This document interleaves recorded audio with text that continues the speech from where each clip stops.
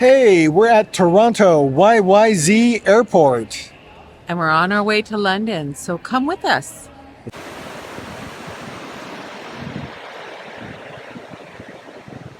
The flight day is always exciting for us. We set our alarm to go off at 1:23 a.m. We got out at 3 a.m. and we drove our van to what we have here called the Van Nuys Flyaway, which is a shuttle service to LAX Airport.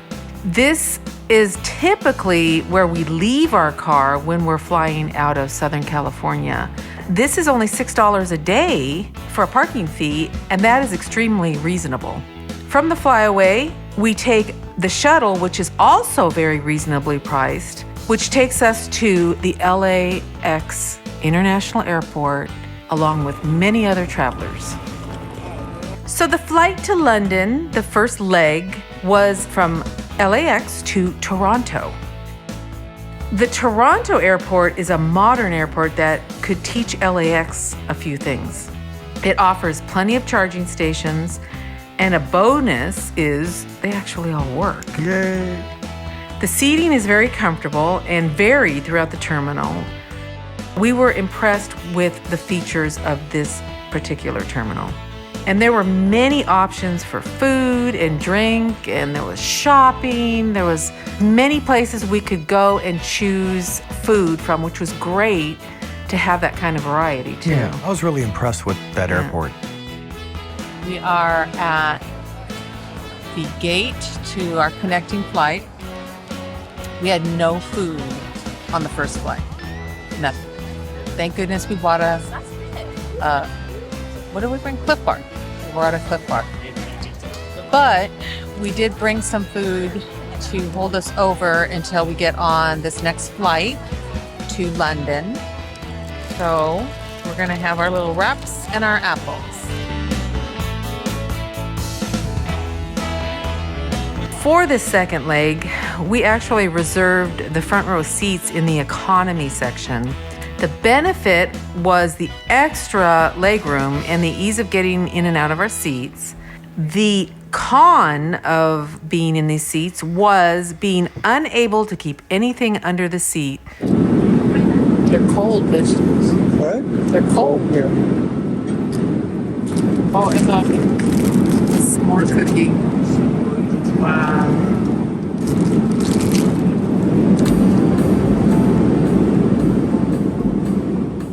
And finally, next thing you know, we've been awake for 34 hours before we got a chance to sleep, arrived in London,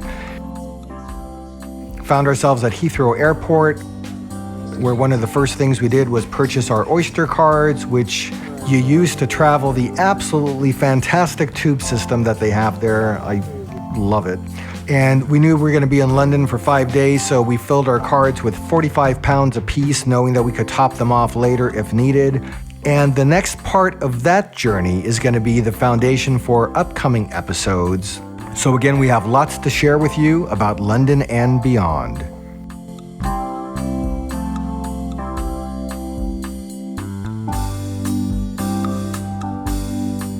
So the first thing that we're going to share is the Tower Bridge tour. We got off the tube somewhere within walking distance of the Tower Bridge. This was actually our first stop on this trip, and the Tower Bridge is an iconic symbol of London that spans the River Thames, and it has been standing proudly in the city for over 130 years. We decided this time that we were going to take one of the guided tours inside the Tower Bridge, and it was a great idea. We had a great time. We did purchase the tickets before we visited to guarantee our entry into the Tower Bridge. And we recommend arriving early for those who have pre-purchased tickets to locate the tour meeting point, because we were unsure as we were walking across the bridge exactly where we were supposed to meet. Yeah, we ended up walking initially on one side of the bridge. It turned out that the meeting point was on the other side. And once you start walking across the river, you can't just cross the road. in the middle. You have to like kind of basically commit to walk from one side of the river to the other side of the river. Then you cross the street, and then you can start to hoof your way back, which is what we had to do. Yeah, So, and it wasn't that long. It's just that even when we passed the entrance, we were pretty sure that was the area, but we didn't see a lot of people. So we weren't sure exactly if that was the entry or if there was some other entry. So it took us a little bit of time to figure that out. So that's why we recommend that you get there a little bit early. Yep. And next up, we're going to go up inside the Tower Bridge. We'll tell you all about it. 77 steps. There are informational displays while waiting, including the scuba diving equipment used back in the day for divers who helped build the caissons. We met up with our tour guide, Kevin, and he led us on a 90-minute tour. He was so informative, loved his job. We had a great time with him. And he provided so much information about the bridge's history, its design and construction, the maintenance of the bridge, and the changes throughout the years. He was just full of all kinds of insights and a great tour guide for us. We made our way up the towers, seeing unforgettable views from the high-level walkways that were over the Thames. The highlight of this walkway was this glass floor that was placed right in the middle of this walkway, and it had views of the traffic below. It was an optional experience for those that aren't really frightened of heights. So the glass floor it was installed in 2014 to celebrate the bridge's 120th anniversary. The glass itself is about 3 inches thick. It's 7 centimeters thick. It's made of multiple layers, 5 different layers for extra added strength. The top layer is called the sacrificial layer, and it's meant to take any damage that might happen and prevent it from sort of passing through the other layers.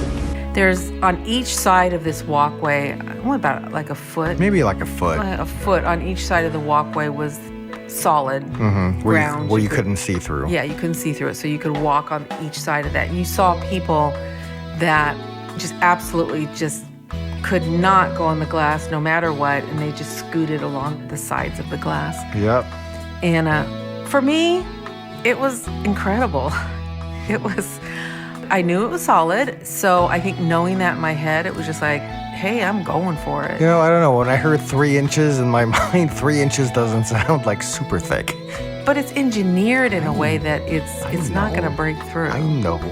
But it looks freaky when you're looking down and you see the cars below and the people walking below, and you're so up high above everything. And so had fantastic views, though. Yeah. And, absolutely. Yeah. I had a hard time doing the walk, and you were just about doing a song and dance up there.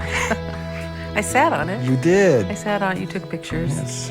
It was pretty cool. It really was. But it was a pretty cool experience. It was. And like you said, the views were fantastic. It was great. I loved it. We did learn a few interesting things during our tour, including transportation history through the years in London. And there was wonderful pictures back then of people dressed in Victorian clothing, and the transportation was horse and buggy, and it was just awesome to see those pictures. They even had some black and white movie footage from way back in the day, probably like from silent movie era, 1920s or so. Yeah, it was Yeah, very unusual to have that Yeah. and to have it preserved like they did, so that was really, really cool. And as you guys look around, especially in this space, if you'll notice, all the metal has been painted brown. So that was the original color of the bridge. And then in World War II, it was painted gray. And then after the war, it was painted brown again. And it's only been red, white, and blue since the 1970s for the Queen's Diamond Jubilee. The construction team that worked on this were working at heights that were up to 60 meters without safety harnesses. And unbelievably, 10 people lost their lives and 29 were seriously injured. But again, when you see those pictures of them working up on this bridge at unbelievable heights, you would think that there might have been more lost. Because it was scary looking. We also got into the engine rooms that it was included in the tour, and we saw some of the original Victorian steam engines. And if you like that type of engineering, it was pretty cool. And the Tower Bridge is an excellent spot for photographs. We got some amazing photographs, and it makes for a great photo setting and a memorable stroll from one side of the Thames to the other side. Yeah. So I think for most tourists in London, you'll probably end up at some point somewhere near the Tower Bridge. Again, as you mentioned, very iconic place. I would absolutely recommend, if you can squeeze out a few hours in your itinerary, book a tour, go inside, because it's pretty spectacular to see the inside workings of the bridge.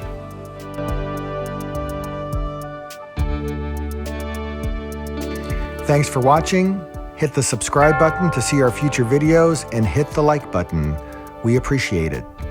Happy traveling, and we hope to see you at the places where we go.